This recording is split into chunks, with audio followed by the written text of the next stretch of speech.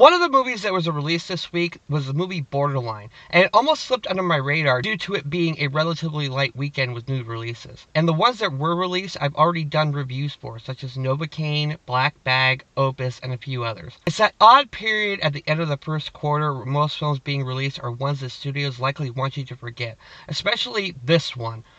Ugh, not excited for that one. The movie business can't hide Samara Weaving for me though. She is one of my biggest crushes in Hollywood as of now. Couple that in with Nicholson being her co-star, and consider my butt planted in a seat to watch it. Borderline is a slight horror thriller comedy about a popular singer played by Weaving who has an obsessed fan who thinks he is going to get married to our main character, played by Nicholson. There aren't very many films about celebrities having stalkers, so this is an untapped place to strike oil because the only one I can think of that has a similar premise is the film The Bodyguard with Kevin Costner and Whitney Houston. The opening scene of Borderline shows a security guard who works for Weaving's character meeting Nicholson outside of her home, and we are informed that she has a restraining order against him. Nicholson's character talks about how he is going to propose to her. They are getting married at this church he specified. The guard initially talks him off the property, but when he comes back shortly later, he holds a knife to his own throat and the guard talks him down by pretending to be the singer and acting out a proposal fantasy. And then Nicholson stabs him and proceeds to go into the singer's house, bathe, shave, make food, and do all sorts of stuff while the guard bleeds out on the ground outside. This intro is almost 15 minutes long.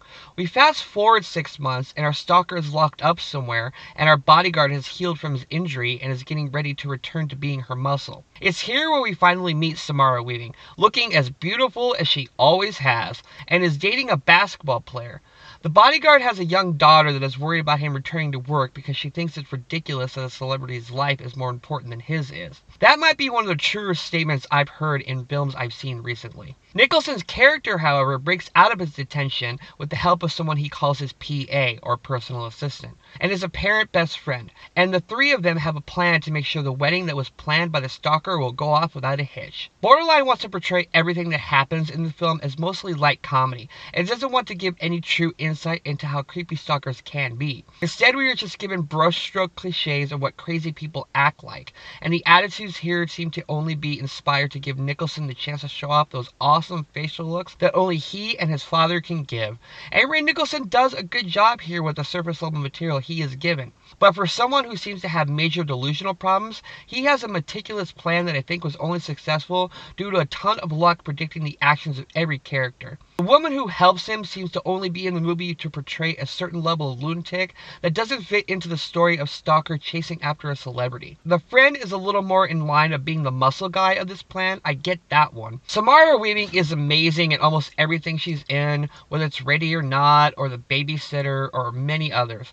She has that charm to her that just makes you smile at her, whether she's being a helpless flannel girl or a sexy psychopath like she was in The Babysitter. But her character is underwritten here. I would say everything about this movie is underwritten.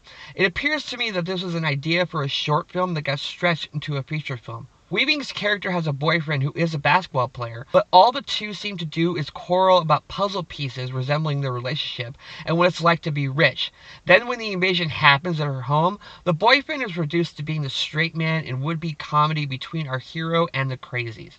The bodyguard is played by Eric Dane, and I called him Steamy every time I saw him because I watched too much Grey's Anatomy back in the day, and his character is just a plank of wood to me. He's supposed to be a bodyguard, but he never uses force against anyone and decides to randomly leave the person she's sworn to protect so he can check in on his daughter. I know it's because he was lured there by the villains, but you only don't realize they're connected if your character is written stupid and only acts through the whims of the plot. I don't understand why the daughter character is in this film at all. They have a throwaway line that Nicholson's girlfriend saw her at a concert Weaving was playing at before she died during a showing, so he may see her as some kind of representation of something, but that was never followed up on again, and she just seemed to be put in there to add wannabe tension of a child being put in peril. That's the biggest problem with Borderline. There are too many characters and no insight is given about any of them. The only characters that come off as comedic to me are Weaving's boyfriend and Nicholson to a certain degree. I think that Nicholson has gotten down the looks his dad gave off very well, but I don't think he's cracked the egg yet of why the looks work so well in his films. He's doing the looks without having any true malice or charm with them. You knew that when Jack Nicholson had that shit-eating grin on his face, that he was either up to no good or was doing something to charm another character.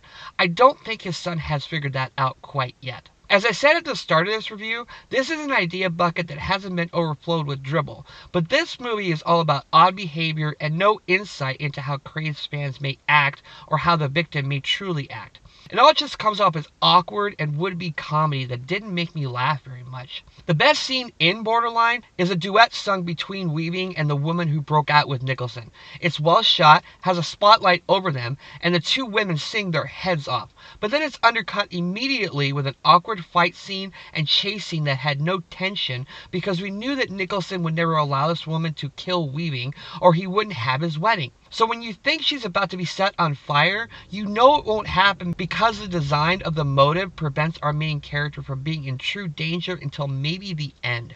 Don't even get me started that the climax of the movie is only possible because someone didn't die from getting shot in the back of the head. The final sequence at a church made me laugh a few times, I will admit, but it also introduced Nicholson having dissociative disorder.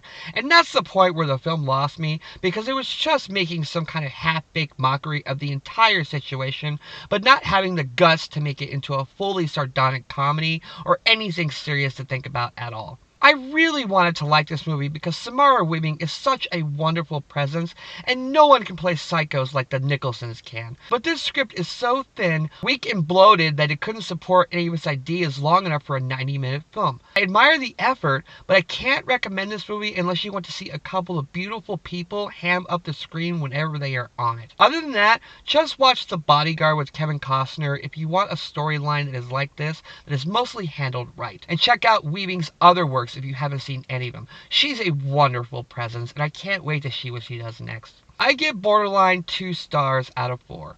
I like the two leads in this movie a lot, but I think the script is too weak for the amazing presence. Okay, so Borderline, has anyone even seen this film? It hasn't gotten much hype at all from what I've seen. So for all I know, one person will watch this video and be the only other person who saw it besides me this weekend. Anyway, if you like this, please like and subscribe. Here's links to my other videos. Follow me on social media if you like. And until next time, I am Ghost.